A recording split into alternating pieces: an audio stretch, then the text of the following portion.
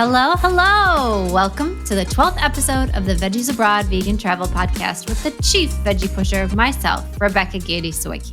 Some of you may already be familiar with Veggies Abroad, but for those of you who aren't, we're a full-service vegan travel company that offers custom planning services, small group trips, a helpful blog chock full of just about everything a vegan or veg-curious traveler could possibly need to plan an adventure, and this podcast.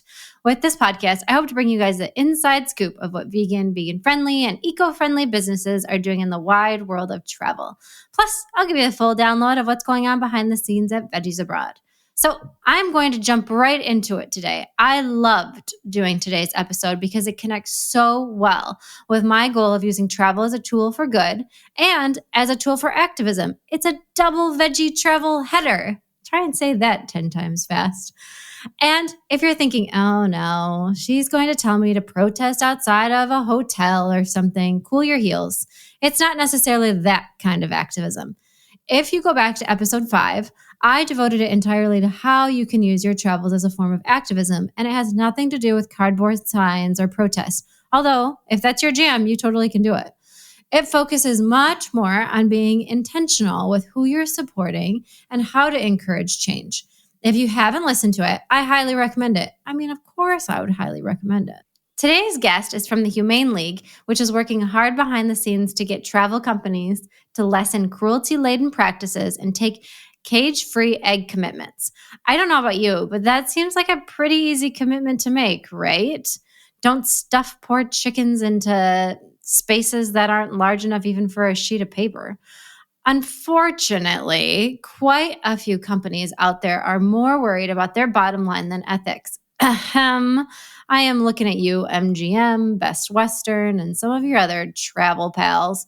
I wasn't aware of the Humane League's work until they reached out to me last year to ask for help with their campaign against Viking River cruises. I was happy to do whatever I could to convince them to make this change.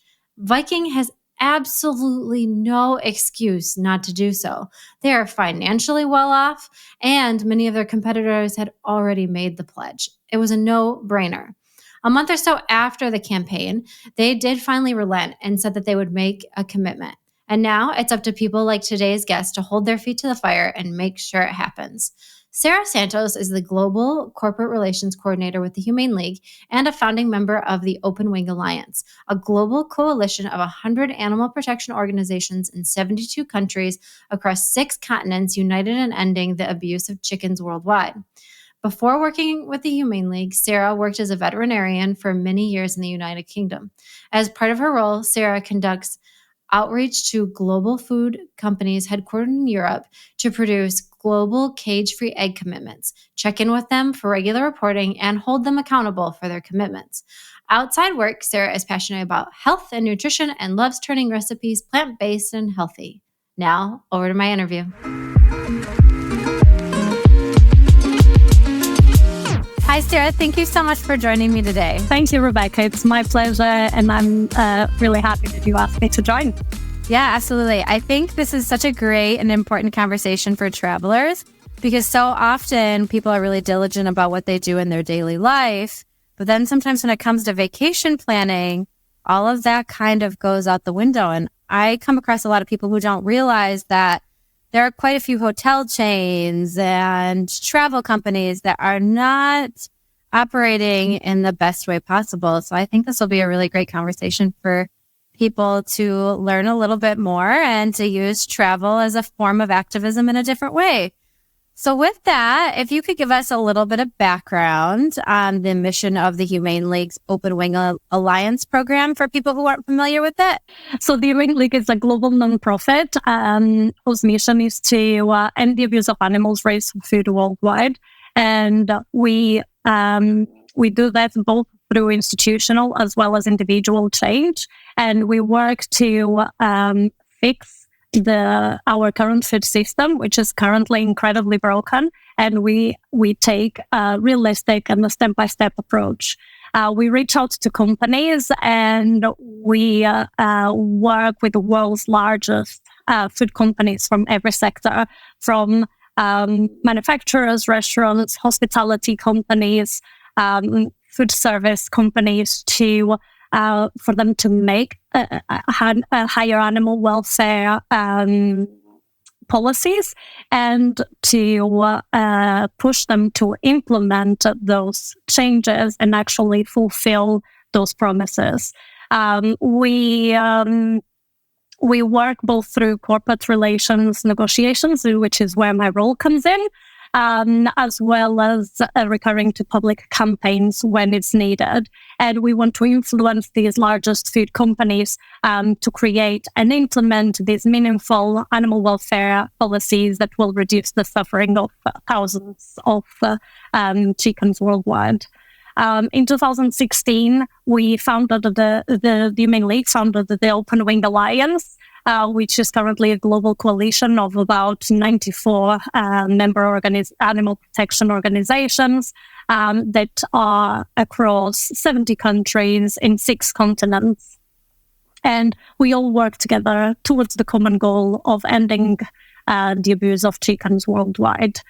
In terms of, we also do some work in legislation, and we also work with an individual approach by creating public awareness and opening people's eyes to the horrifying ways in which animals are treated in factory farms, whilst also empowering people to take actions for the animals by leaving animals off their plates altogether, and also taking actions with us through supporting our campaigns and joining our fast action network, which is where people can easily take very quick and simple action that take a few seconds and make the whole difference for these animals. Yeah, that's fantastic. Giving people the option to be able to find a way to, even small things matter. And I think sometimes people don't realize that everything matters when it comes to voicing your disdain for something that a company or companies is doing. So at the Open Wing Alliance, the focus of the organization is on protecting egg-laying hens, correct? Yes, that's our main focus. So we focus on chicken, both chicken raised for meat as well as chicken raised for eggs. And this is because chickens are the most farmed land animal in the world. And just with laying hens, we have over 4 billion hens currently in cages worldwide. So it's big numbers, and that's one of the main reasons. They're also one of the ones suffering the absolute worst forms of abuse. And I personally come from a veterinarian background, so I graduated as a vet just over 9 years ago, and I got to experience firsthand the absolutely horrifying conditions in which these animals grow in cages. And cages are absolutely the worst. These chickens do not have the reasons I actually do pronounce chicken. They're not chicken. It's not just a wording mistake. It's actually we believe they are like individuals. Each of them have their own personalities, and it's horrible to just see the life of misery that they live every single day when they are in cages. In either case, just them being in factory farms, their conditions are no good. But by being in cages, this makes things so much worse. And this is why we focus on getting hens out of cages, so that we can usually improve their lives.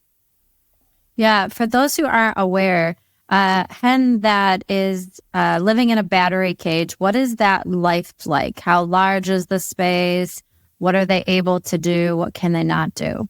Yeah, that is a great question. So they live in, most of them, so the cage sizes will depend on the farm. Generally, they'll have 4 to 10 hens per cage. So they are very cramped. They are in these tiny spaces with less than iPad or a typical piece of paper size of flooring space per hen. So it's absolutely horrible. And in very filthy conditions. They are constantly standing on wire flooring. There is also sloped, meaning that they really often get injuries. They get open wounds. They get trapped on these wire cages, and there is a high occurrence of fractures as well. Not to mention that they are unable to move around, to even spread their wings, to actually stretch their necks, and to engage on any of their natural behaviors. So these hens live a pure life of misery. They are in constant pain and suffering. They are living in psychological, emotional, and physical distress. Therefore, hens are actually quite active and social animals, and they like moving around. They love dust bathing and foraging, exploring for food, and just ground scratching. And they're not able to do any of these natural behaviors that they would do in the wild, or if just given the space. And worst of all is we're talking about laying hens, so hens that have been already genetically engineered to lay so many eggs a year. And they are currently spending about 300 days out of the 365 days a year laying eggs. So it's an absolute abnormal rate of laying. That's a huge amount of eggs. Yes. And if that was not bad enough, they are for that reason, it's a very important behavior for them to be able to carry out, to nest, and to have that space and that privacy to be able to properly nest. And in cages, hens are simply not able to do this. They are restricted in space. They don't have any of these. Even enriched cages are absolutely horrible because they still do not get the space or the privacy to do any of these natural behaviors. And they get a range of injuries from them not being able to move, and the rate at which they lay eggs. They get calcium depleted, they get fragile bones, they get these fractures, they get osteoporosis. They can, it's fairly common that they will get these injuries. And then in more extreme cases, they can even become paralyzed from these conditions, and that means they end up dying of thirst on the spot, and other hens just get to walk over them because quite often they're just kind of lost in the middle of the cages and people don't notice it until they've been rotting there for days. So it's absolutely horrible. And certainly when they are free of cages, they can at least move around, engage in some of these natural behaviors. They're normally provided in cage-free systems. They're normally provided with the perches and areas where they can carry out some of these natural behaviors. And whilst it's still not a natural, happy existence as you would be in the wild, it's still a far more humane and far a big improvement in their welfare conditions when they're out of cages. Yeah, absolutely. For people who don't know, so laying 300 eggs a year isn't a natural amount of eggs for a chicken to lay. What would be a more natural amount of eggs that a chicken would, if it had not been genetically modified or messed with humans, what would that, egg amount be? Yeah. So it was actually around 300 days of the year that they lay eggs for. So the number of eggs that they lay a year, I believe, is more around 250, if I'm not mistaken. But in nature, the wild ancestors of hens would be laying more 15 eggs. And now 15 a year? Yeah. So oh my gosh, that is much lower numbers and for many less days than they currently are. So yeah. Wow, that's incredible. I knew it was much, much less, but that's a stark contrast. So in addition to trying to, improve the lives of, battery caged hens, the Open Wing Alliance recently released its Fair and Foul travel report, which, follows suit with everything else that you had already been working on. Can you tell us a little insight into what's in the report? What's the report's purpose? Yes. So we first reached out to companies and asked them to provide us with an update on where they are at in terms of making progress and fulfilling the commitments that they've made to being 100% cage-free globally. And following that, the Open Wing Alliance released the 2024 Fair and Foul Global Travel Report, which was released last month. And in this report, we're ranking companies within the hospitality industry, so from hotel chains to airlines and cruise lines. And the companies that have either fulfilled their commitments or that have at least provided us with an update on their progress of being cage-free globally, we have rated them as an early bird.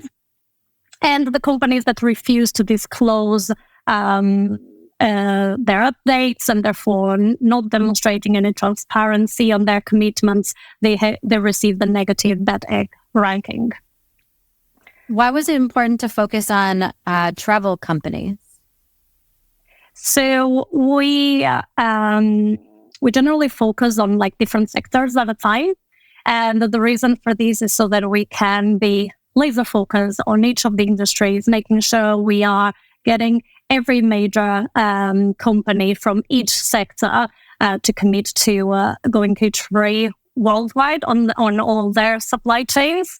And the other reason for that is quite often companies are more likely to feel impacted if they can see the comparison to their competitors on how they are doing, whether they're lagging behind their competitors, where they're ahead. And it's important for companies to be able to visualize that difference. And in this case, we focus on hospitality companies. And before I realize I missed part of your question about what was the purpose. And I think it's really important to clarify why these reports are so important. So this report, as well as other reports that the Open Wing Alliance release, are important at not only creating public awareness, but also it really helps us keeping companies accountable and pushing them to make progress and publicly report on their cage-free commitments.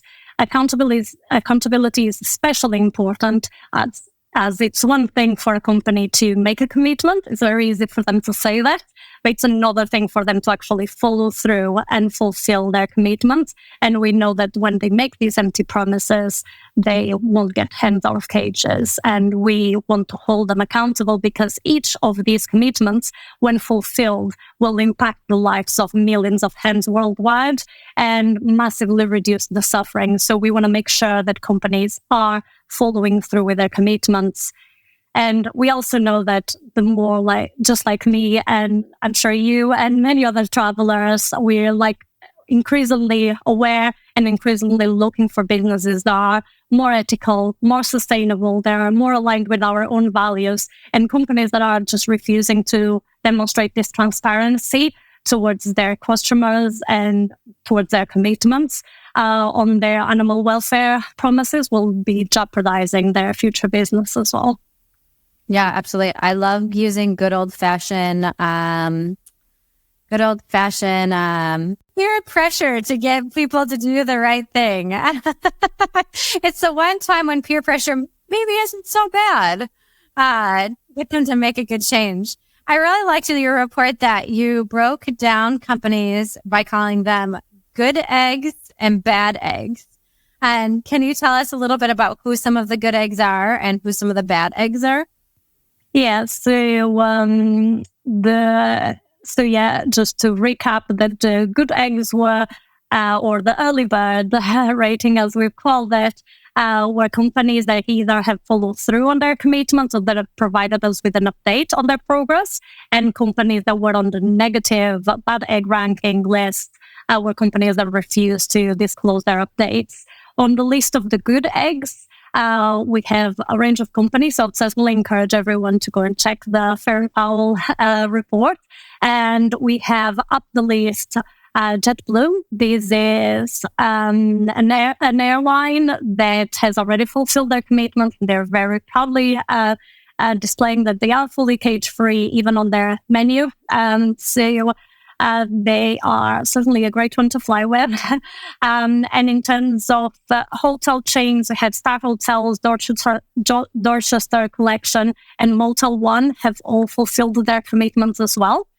Following that, we have companies that are making huge progress in their commitments, such as Viking Cruise Lines. They are currently reporting to be 99% cage-free globally. And Gate Group is an airline caterer that have also made huge progress, and they were, as of last year, at 75% cage-free.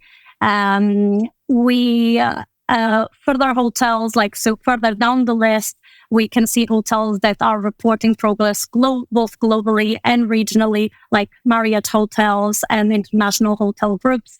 They are demonstrating transparency by showing us their global and with a regional breakdown progress on the cage-free.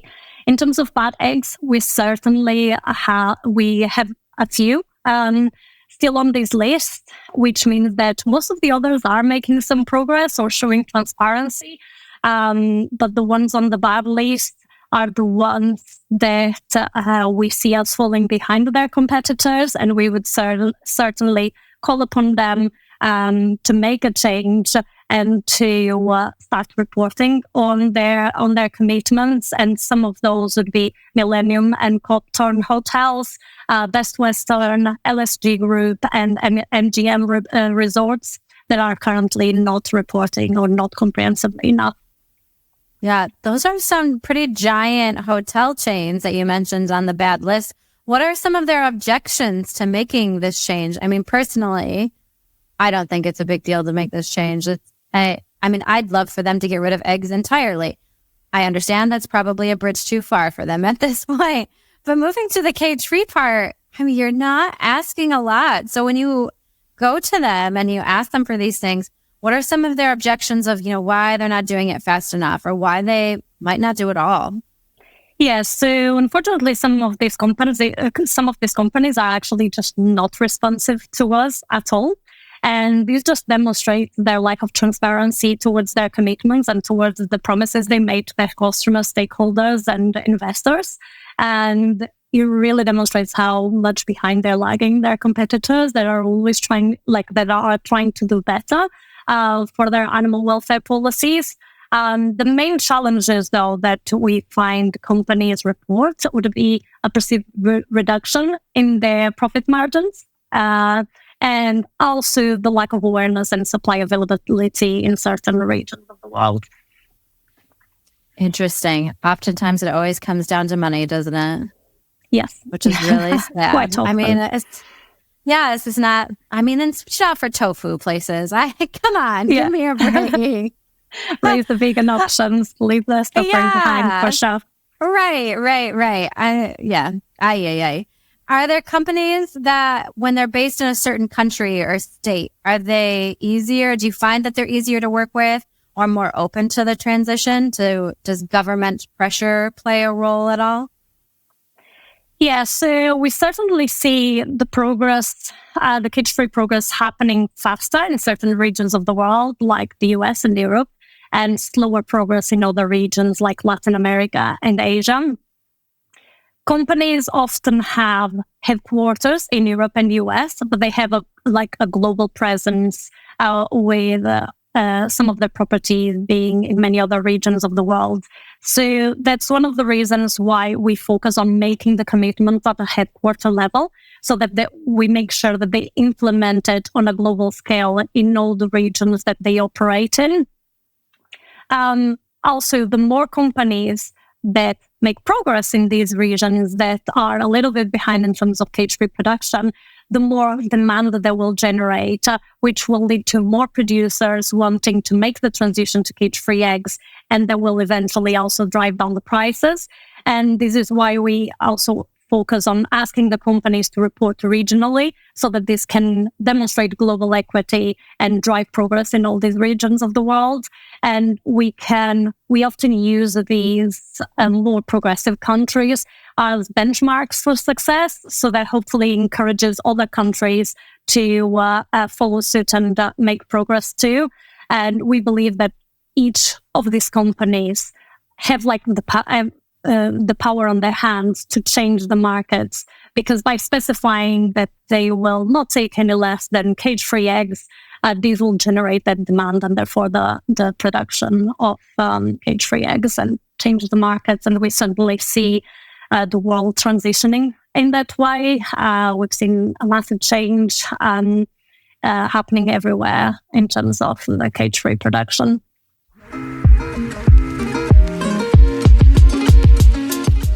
there, fantastic listeners. Let's hit pause on this episode for a thrilling announcement, a golden ticket to Globetrot with Veggies Abroad. Veggies Abroad isn't just your go-to for vegan guides and trip planning tips. It's your passport to extraordinary small group journeys, carefully crafted by the ultimate veggie pusher and your favorite podcast host, me, Rebecca Gade Sawicki. I've spent countless hours researching the best vegan hotels, food, and experiences, and now I'm bringing those experiences directly to you. Join me and my newfound veggie pals on escapades to exciting and exotic destinations around the world. Whether it's trekking through the Thai jungle to witness elephants in their natural habitat, or staying at a carbon-neutral camp in Kenya during the Great Migration, our adventures are nothing short of spectacular. And guess what? Those aren't the only exciting trips awaiting you. So what are you waiting for? Cruise on over to veggiesabroad.com pronto. Well, how about after this episode is over to explore our dazzling lineup of 2024 trips and secure your spot on your next vegan adventure today.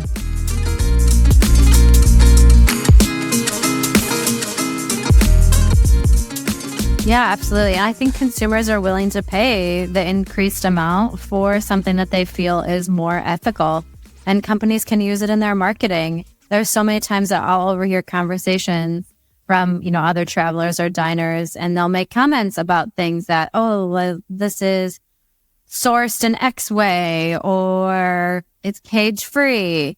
And you're right. Consumers are looking for these things, and they have to also put pressure on these places, because if they don't know that consumers care, they're not going to do anything. As you mentioned earlier, it comes down to money oftentimes, and that creates the demand, unfortunately, not ethics. I was going to completely agree that is consumer demand that certainly drives these changes. And that's why we encourage as many people to take actions and support it as possible, reach out to the companies so that we can see this change happening faster and faster and eliminate the absolute worst forms of abuse of animals. It's important to definitely, if you can, be plant-based and leave animals off your plate altogether. This is the best way that an individual can take to not contribute towards any suffering, and not to mention the benefits for our health and the planet and everything else. But in terms of corporations, as you mentioned before, it is a big stretch, and it's just not realistic that they would suddenly all go vegan overnight. So it's certainly really important that, as a matter of urgency, companies take responsibility and make these changes of at least eliminating the absolute worst forms of abuse, namely cages being one of the worst, and make progress and demonstrate to their customers and stakeholders and everyone else that they care and that they are making progress and that they put these over profits. Yeah, absolutely. Everybody listening, remember your dollar has power. Use it to create change and not to contribute to places doing really crappy things like this. So following the Fair and Foul report, the Open Wing Alliance went a step further and launched the Heartless Hospitality campaign to call out these companies for their lack of transparency and progress. Can you share some of the campaign goals and progress and how that's going? Yes, of course. So both the report and the campaign were hugely successful in getting these companies to either start reporting or improve their level of reporting. We actually initially had 4 campaign targets, and one of them started reporting after our outreach just before the campaign launch. So that left us with 3 companies to focus on. These were companies that were not yet reporting or not reporting comprehensively enough. And we pushed them to publicly report on their websites, on their global and on their regional progress. And both 3 targets within 24 to 48 hours replied back to us following the campaign launch. And within shortly after that, they have published a statement, either reflecting the progress or confirming that by X date there will be, because they are still collecting data, they will be reporting globally and regionally and making that commitment. And by doing that publicly, that helps keep them to account to their promises. They will hopefully, once we have these commitments fulfilled, we'll be seeing, I think, with these 3 campaign targets together, I think we were looking at around 285 million eggs per year. Wow. These 3 commitments combined, and that's around 861,000 hens that we would be improving the lives of. And that's why these reports and these campaigns are incredibly important. So anyone that wants to take action and support that change to prevent the worst forms of abuse for animals are definitely encouraged to do so, and you'd be making a big difference. Yeah, that is a huge amount. That's no small, that's not like 3 chickens. That's a huge population that you're changing their lives. And so with this campaign, a few of the hotel brands that you targeted were Hilton, which is a huge one, and the Lou Hotels Group. And they have now, so they've agreed to be more transparent and also just make the commitment overall. Is that right? So all these companies that we've been targeting, they all are all already made their pledges to be cage-free by 2025, 2026. Globally in all their operations across the world. So that included Hilton, Louvre Hotels, and also Melia Hotels International. And they've all now agreed, so they were not comprehensively reporting, and they've now agreed to report globally and regionally for all the hotels on their portfolios across the world, by most of them by May, June, July, which is the time that they needed to collect the final data and actually share their progresses so that we can hold them to account and make sure that we actually get these hens out of cages. Yeah, that is fantastic. It was really good to hear, especially since the Hilton is a huge hotel brand and has properties globally. So that makes a big difference. So when a company, we'll say Hilton, for instance, makes this commitment and says, okay, we're going to do this by 2025 or 2026, how do you guys keep their feet to the fire and make sure that they do follow through with everything that they say they'll do? Yeah, for sure. So we do this both through corporate negotiations, corporate relation negotiations, which again is where my role comes in, as well as through these public campaigns. And we push them to publicly report on their global and their regional cage-free progress. This is to demonstrate transparency and also global equity. And we ask them to make these results publicly available either on their website, so they generally have CSR, ESG pages, so that's the corporate social responsibility pages, or on their annual reports. They sometimes also have these corporate social responsibility reports, and we ask them to publish this progress in there. And by them publicly making these pledges and reporting their progress, we're holding them to account and making sure they're making progress and actually fulfilling their commitments. We actually also have a report which is released yearly, and that's our current focus at the moment, since all the campaign targets have stated that they will follow through with their progress reporting. And this next report upcoming is a fulfillment report. This is very exciting because it shows, and it pushes other companies to do the same, that companies are not only making these commitments, but actually fulfilling their commitments. So we show the number of companies out of the ones that have made a commitment that have actually fulfilled it. And thankfully, year by year, we have been seeing an increase on companies that are fulfilling their commitments by the deadlines, and hopefully that encourages other companies to do so.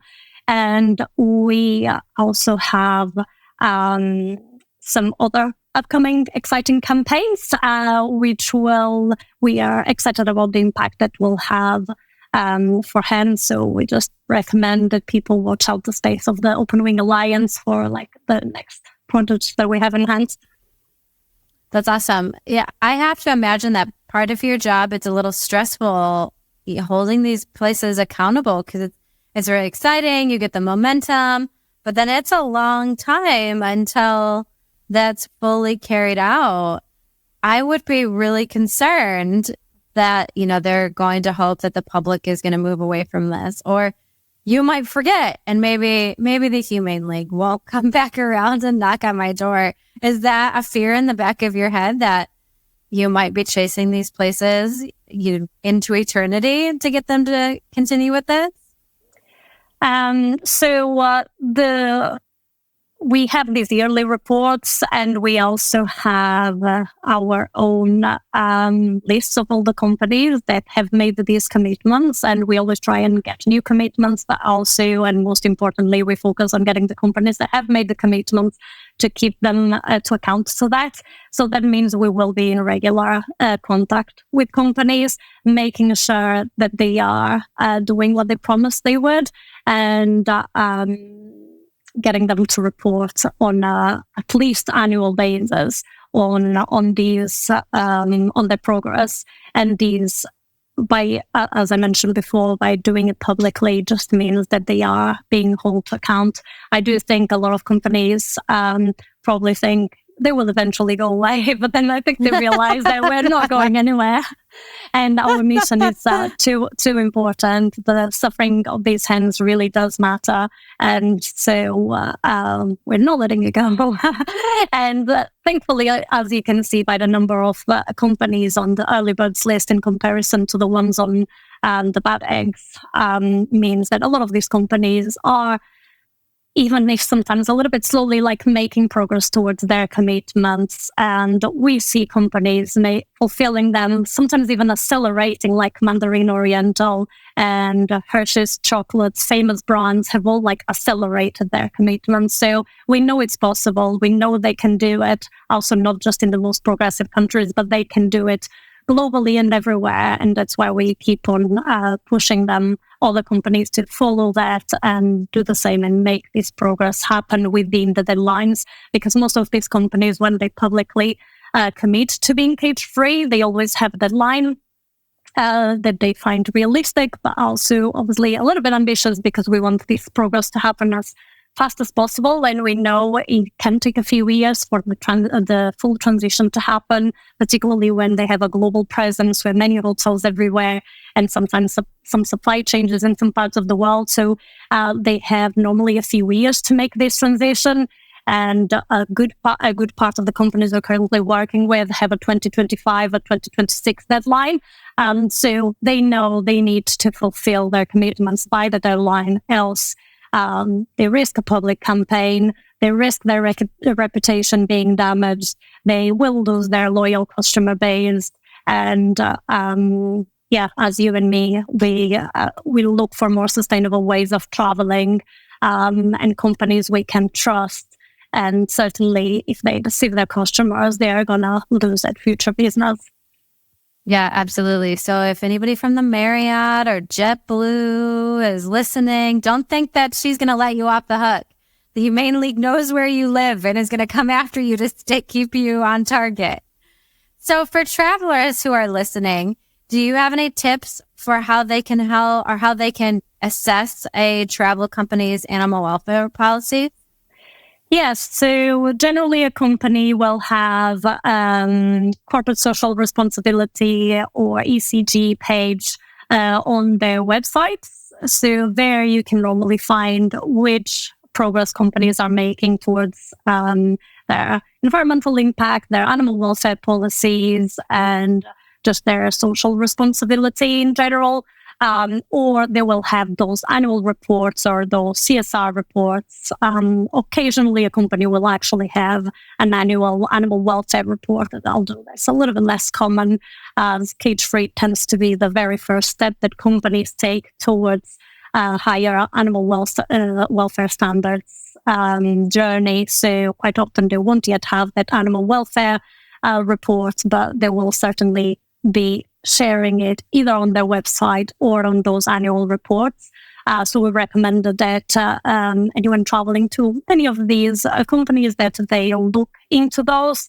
Also, the Humane League website and the Open Wing Alliance website are very good sources of information in that.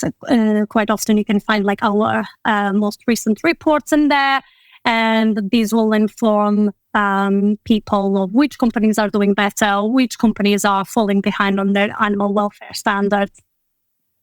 And we know that people, when they travel, like at least like when I travel, I certainly want to make sure that I'm choosing companies that are the most sustainable, the most ethical, and do they have like vegan options? What are they doing in terms of their animal welfare policies? And it's important to know that also you're not only staying at a specific hotel that in that country is making progress, but also that they are making progress in the remaining of their same hotel chain, so that no matter where you are in the world, you know you're not contributing to the worst forms of abuse for animals, and that you are like, you know that the treatment of animals in that country is the same as you'd be in a Western country. Mm-hmm. Yeah, I think that's a really great point. And I always like to look at, if a company posts a sustainability report, to scan through that and see some of the things that they're talking about. I think that can give you a really good gist of the company overall, even if it hasn't yet mentioned the animal welfare standards on there, which all companies listening, if you are listening, please add those to your web pages. Make it easier for the rest of us to try and suss out. I think that's kind of the next stage of reporting for so many places, because it's not uncommon to find reports about plastic straw use or single-use plastics or, water waste recycling and things like that. So naturally, let's just move on to the next thing and keep getting better and better. So if a listener sees that a company that they usually support is on your bad egg list, is there something that you would suggest for them to do to try and advocate for them to change? Yes. So I would recommend that they actually email the company in that country or in the country you're traveling to and actually demand a change. So demand them to go cage-free as a bare minimum, and flag your worries about how you do not think that this is okay for them, for these hens to be living in horrible cages, and how you're concerned about that. And I would also certainly encourage anyone that wants to take further action about this issue and make a change for so many millions of animals, that you support our campaigns and take action with us. So you can find that, as I mentioned before, on the fastactionnetwork.com. There's also other ways to get involved. If anyone would be interested, you can volunteer with Humane League. You can make donations, which obviously every single donation, no matter how low, will help the movement and will help us pushing for these progress further. And also by encouraging people to go plant-based and leaving animals off their place, so we can eliminate these suffering. Yeah, absolutely. I always encourage people to take to social media as well, too, because so many, people pay attention to Reels and TikToks and all of that. And companies know that. Companies know if they're being called out publicly for something, that they really can't hide from it for so long. Because even if that person, say, only has 100 followers, you don't know the ripple effect of what that could have. Maybe that person is connected to the mayor of a city. Maybe that person is then connected to someone who's very wealthy and has a greater reach or owns businesses. You can't ignore the ability that you have to affect change. So anything that you have in your ability to do, people listening, please do it. It all matters for sure. So my last question for you, and it's a fun one. If you could go anywhere in the world right now, all expenses paid, where would you go and why? I would go to New Zealand.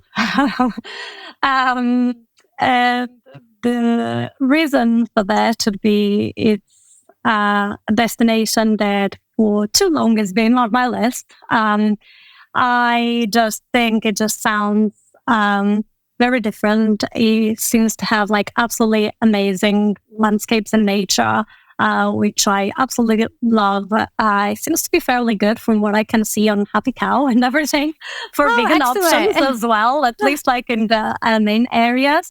And I've also had friends live there, actually. They've moved away for personal reasons, but they love living there.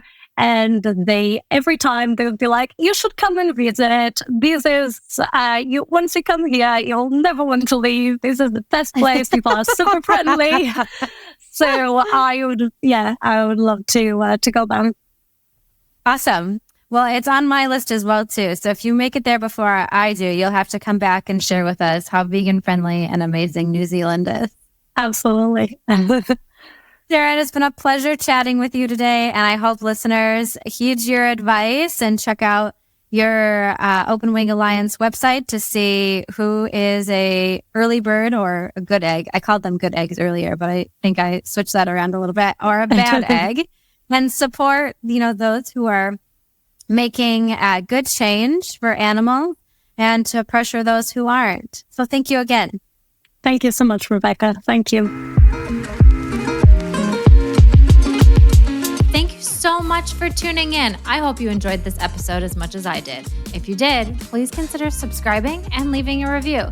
If you'd also like to learn more about upcoming Veggies Abroad tours or get additional travel help, visit veggiesabroad.com and also join our newsletter. It's the best way to stay up to date with loads of new content, like where to find gorgeous vegan hotels, what to eat in cities around the world, trip planning tips, and so much more. Well, that's all I've got for now. Until next time.